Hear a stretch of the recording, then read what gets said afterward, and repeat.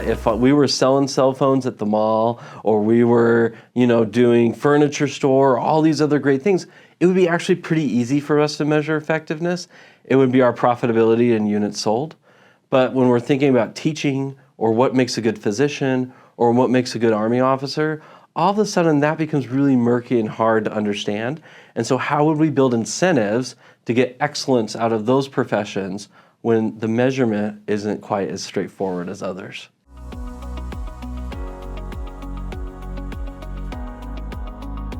Imagine that you have a job like being a college professor, and you go to class every day. I feel this anxiety myself, and I think, do my students like me? Am I doing a good job? Do they understand the principles that I'm teaching? And I sometimes tease my students that I'm as nervous as they are on exam day because I want them to do well, but I have no signal that I'm actually performing at a high level or not. And so that's why we got to thinking about, if my pay is being linked to the task, and I don't know if I'm performing well at my tasks, then if I'm given a menu of tasks that I could do, which ones would I pick given this uncertainty, given that the compensation is linked on me being successful and I have no idea what success looks like?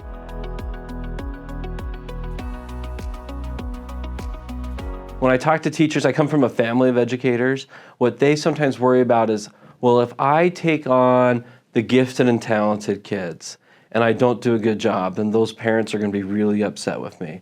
Or if I get assigned to a school that those students struggle a lot, will I be blamed for maybe societal issues going on at the home, for example? And so if my pay is going to be linked to compensation on something that's difficult for me to measure my contribution, like teaching 9th grade English to a bunch of kids who don't want to be there, then maybe what happens is I say, okay, I'm not going to push and stretch them. I'm going to give them easier tasks so that they go home and they feel successful, their parents feel successful, but they're not really learning at all. And so that's what we kind of tried to model in the lab with our undergrads here, is we gave them complex mathematical problems to solve, or simple ones, and we didn't tell them what the payoffs were for each of these tasks. And we randomized how much information they knew. And what we found is when we withdrew information about how well they were at their jobs, they resulted in going towards easy but low productive tasks, things that they felt comfortable about because they didn't want to go beyond their comfort zone in fear that they weren't getting any feedback on their own performance.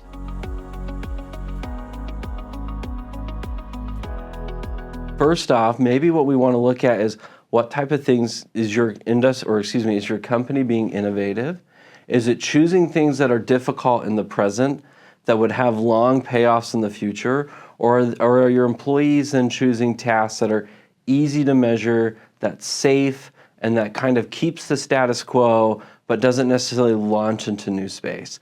This is really difficult for entrepreneurs because they come up with a dream, they want to launch a new product line, but they have no data or history that shows them that their product line will be successful at all.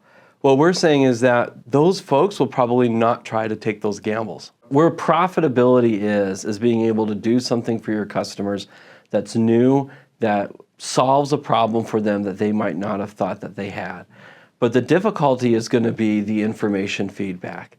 Now, if I was looking at manufacturing, I might be able to get that information relatively quickly.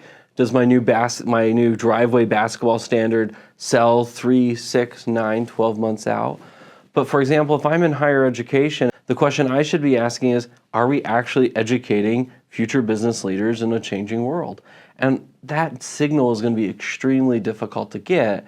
And so that might drive maybe me as a professor to kind of opt into what I've always already done, as opposed to trying to branch off of a new teaching pedagogy, because I may not get rewarded for all that effort.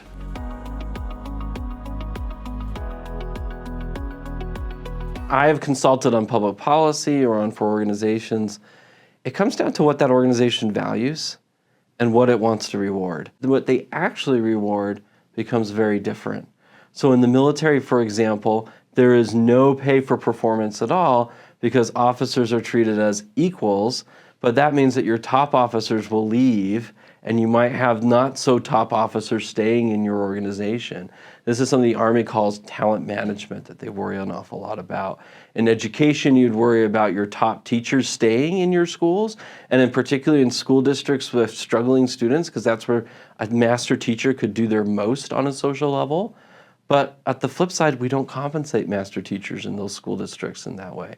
And so what an organization needs to do is first off, think about what it truly values, what its goals are, and then frame the compensation so that it's trying to actually reward and select the employees that matches that mission.